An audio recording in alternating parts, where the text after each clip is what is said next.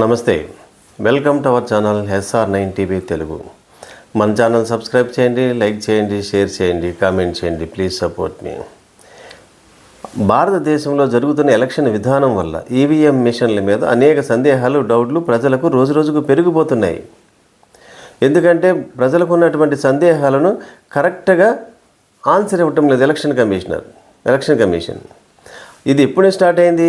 EVM machine ఏంటంటే ఆంధ్రప్రదేశ్లో లేటెస్ట్గా జరిగిన 2020-24లో జరిగిన ఎన్నికల్లో అప్పుడు వచ్చినటువంటి ఫలితాలు ప్రజలకు నమ్మశక్యంగా లేవు. ఈవీఎం మిషన్లు ట్యాంపరింగ్ జరిగినాయి అని పోలైనప్పుడు ఎలక్షన్ కమిషన్ ఎలక్షన్ పోలింగ్ రోజున వచ్చినటువంటి ఓట్లు, కౌంటింగ్ రోజున చేసినటువంటి ఓట్లకి మధ్య వ్యత్యాసము భారీగా ఉండటమే ఇందుకు ఒక కారణం కూడా అయింది. అనేక రాష్ట్రాల్లో సందేహాలు ఉన్నాయి. ఒక ఆంధ్రప్రదేశ్, తెలంగాణ కాదు, ఒరిస్సాలో ఉంది, మహారాష్ట్రలో ఉంది, అన్ని రాష్ట్రాల్లో ఉంది. ఎక్కడ ఎలక్షన్లు జరిగినా, ఎక్కడ రిజల్ట్ వచ్చినా సందేహాలు, డౌట్స్ రోజు రోజుకి పెరుగుతూ ఉన్నాయి. అసలు ఉత్తరప్రదేశ్లోనూ వీళ్ళందరూ ప్రతిపక్ష నాయకులంతా కూడా అసలు ఈవీఎం మిషన్ల ద్వారా ఎలక్షన్ వద్దని పట్టుబడుతున్నారు పార్లమెంట్లో. మళ్ళీ పూర్వం ఎలా అయితే ఎలక్షన్ విధానం జరిగిందో బ్యాలెట్ పేపర్ ద్వారా ఆ బ్యాలెట్ పేపరే కావాలని కోరుకుంటున్నారు. మనలాంటి సామాన్య ప్రజలకు సందేహం వస్తే పెద్ద సందేహం లేదు, పెద్ద డౌట్ పడాల్సిన అవసరం లేదు. ఒక ఎలక్షన్ కమిటీకి చీఫ్ ఎలక్షన్ కమిషనర్గా పనిచేసినటువంటి మాజీ సిఈసి ఖురేషీ గారు కూడా అనేక సందేహాలు లేవనెత్తారు. ఆయన పోలింగు నిజంగా ఆందోళనకరం అన్నారు. ఆయనకు కూడా సందేహం వస్తుంది. ఎలక్షన్ కమిషన్ సరిగా ప్రజలకున్న సందేహాలు నివృత్తి చేయకపోతే వ్యవస్థల మీద ప్రజలకు నమ్మకం పోతుంది అన్నారు ఆయన. ఎందుకంటే అసలు ఈ వ్యవస్థలన్నీ పనిచేయాల్సింది ఎవరి కోసం? ప్రజల కోసమే. ఇది ప్రజాస్వామ్య దేశం. ఏ వ్యవస్థ అయినా సరే రాజ్యాంగబద్ధంగా ఏర్పడినటువంటి అన్ని స్వతంత్ర వ్యవస్థలన్నీ కూడా పనిచేయాల్సింది ప్రజల యొక్క హక్కులను కాపాడటం కోసం, ఫండమెంటల్ రైట్స్ను కాపాడటం కోసం, ప్రజాస్వామ్యాన్ని కాపాడటం కోసమే ఎలక్షన్ కమిషన్ ఉంది. అటువంటిది ఆ ప్రజలే సందేహపడుతున్నప్పుడు ఆ సందేహాన్ని తీర్చవలసినటువంటి బాధ్యత ఎలక్షన్ కమిషన్దే. ఎందుకంటే పోలింగ్ జరిగిన తర్వాత సాయంత్రం 6 గంటలకు ముగిసిన తర్వాత ఇంత ఓట్ల శాతం పెరిగిందని ప్రకటిస్తుంది.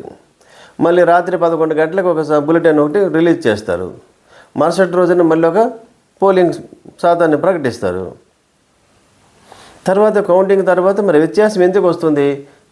ఏదో 1%, 2% వ్యత్యాసం వస్తే పెద్దగా ఎవరు సందేహపడరు. కానీ అక్కడ లక్షల్లో ఓట్లు మారిపోతున్నాయి. ఆంధ్రప్రదేశ్లో 40 లక్షల ఓట్లు తేడా, మహారాష్ట్రలో 76 లక్షల పైగా ఓట్లు తేడా వచ్చింది. 7% వ్యత్యాసం వచ్చిందంట. ఇంత వ్యత్యాసం రావటము మంచిది కాదని మాజీ ఎలక్షన్ కమిషనర్ ఖురేషీ గారు, చీఫ్ ఎలక్షన్ కమిషనర్ ఖురేషీ గారు చెప్పారు. ఇండియా టుడేకి ఇంటర్వ్యూ ఇస్తూ ఖురేషీ గారు చెప్పినటువంటి మాటలు ఇవి. ఎంత భారీ వ్యత్యాసం రావటము మంచిది కాదు, అనేక సందేహాలకు తావిస్తుంది. దీని మీద క్లారిటీ ఖచ్చితంగా ఇవ్వాల్సినటువంటి బాధ్యత ఎలక్షన్ కమిషన్ మీదే ఉందని ఖురేషీ గారే చెప్పారు. ఎందుకంటే పోలింగ్ పూర్తి అయిన తర్వాత ఆ రోజు ఏం చేస్తారు? అన్ని పార్టీల దగ్గర నుంచి ఏజెంట్లు ఉంటారు. ఫామ్ 17C ఉంటారు.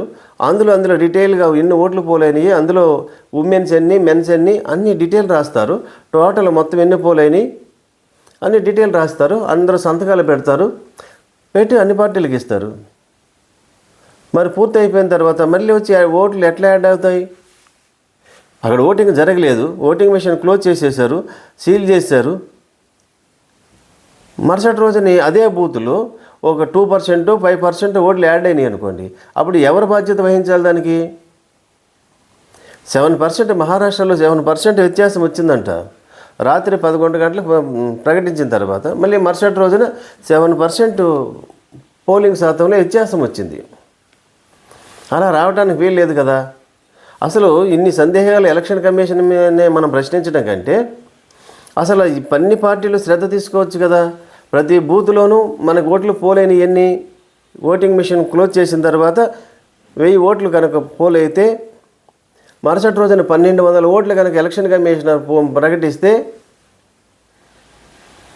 దాని మీద ఎంక్వైరీకి ఆదేశించాలి.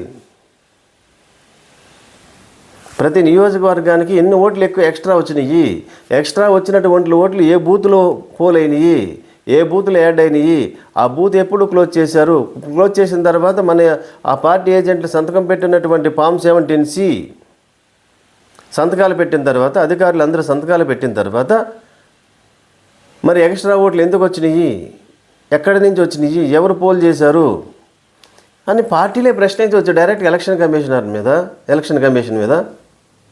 అప్పుడు ఎటువంటి సందేహాలు ఉండవు కదా. ఈవీఎం ట్యాంపరింగ్ జరిగిందా జరగలేదా అనేది తర్వాత విషయం.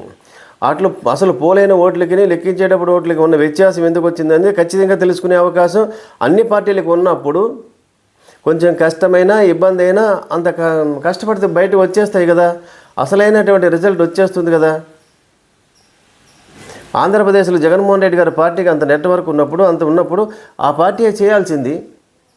మహారాష్ట్రలో కూడా కాంగ్రెస్ పార్టీ అంత బలంగా ఉన్నప్పుడు, తన కూటమి ఇండియా కూటమి అంత బలంగా ఉన్నప్పుడు వారు కూడా చక్కగా క్యాలిక్యులేషన్ చేసుకుని 2-3 రోజులు కష్టపడి క్యాలిక్యులేషన్ చేస్తే ఎందుకు 7% ఎక్స్ట్రా వచ్చింది, ఏ బూతుల్లో వచ్చినాయి, ఎలా వచ్చినాయి, ఒక ఈవీఎం మిషన్ క్లోజ్ అయిపోయిన తర్వాత మళ్ళీ ఓట్లు 7% ఎట్లా యాడ్ అయినాయి, ఎవరు వేశారు, ఎవరు పోల్ చేయాల్సి వచ్చినటువంటి పరిస్థితి ఎందుకు వచ్చింది,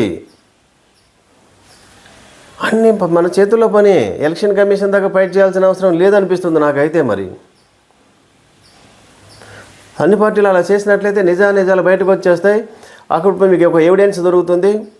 ఆ ఎవిడెన్స్ని తీసుకెళ్ళి కోర్టులో కనుక కేసు ఫైల్ చేసినట్లయితే ఇదిగో ఎవిడెన్స్లన్నీ కోర్టు ముందు పెట్టినట్లయితే అప్పుడు ఎలక్షన్ కమిషన్ ఎటువంటి సమాధానం ఇస్తుంది, ఎటువంటి ఆన్సర్ ఇస్తుందో కోర్టు వారు చూసుకుంటారు. గౌరవ న్యాయస్థానాలు చూసుకుంటాయి. అప్పుడు ఎటువంటి తీర్పుని ఇవ్వాల్సి వస్తుందో గౌరవ న్యాయస్థానం చూసుకుంటుంది. రాజ్యాంగబద్ధమైనటువంటి ఎలక్షన్ కమిషను అటువంటి పనులు చేసినప్పుడు మరి ఇంకెవరు కోర్టు కూడా ప్రశ్నించకపోతే ఇది ప్రజాస్వామ్య దేశంలో ఎవరు ప్రశ్నిస్తారు ఎలక్షన్ కమిషన్ను?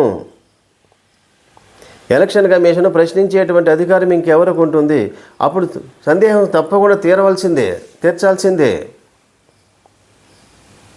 పార్టీలు ఎందుకో నిర్లక్ష్యం చేస్తున్నాయేమో అనిపిస్తుంది. పార్టీలన్నీ కూడా బాధ్యతాయుతంగా అన్ని బూతుల్లో వచ్చినటువంటి ఓట్లు ఈవీఎం మిషన్లు పోల్ అయిన తర్వాత, ఈవీఎం మిషన్లు క్లోజ్ అయిన తర్వాత ఎన్ని ఓట్లు ఉన్నాయి, కౌంటింగ్ రోజున ఎన్ని ఓట్లు వస్తున్నాయి, ఎన్ని ఓట్లు కౌంటింగ్ చేస్తున్నారు, సమగ్రంగా మీ దగ్గర డేటాను కలెక్ట్ చేసుకుని ఆ డేటా అంతా తీసుకుని కోర్టు ముందు గౌరవ న్యాయస్థానం ముందు కనుక ఫైల్ చేసినట్లయితే ఖచ్చితంగా ప్రజల యొక్క అనుమానాలు ఖచ్చితంగా తీరిపోతాయి, సందేహాలు తీరిపోతాయి. అప్పుడు ఈవీఎం మిషన్లో ట్యాంపరింగ్ జరిగిందా లేదనేది తర్వాత విషయం చూడొచ్చు. మరిన్ని వార్తా విశ్లేషణలతో SR9 టీవీ తెలుగు.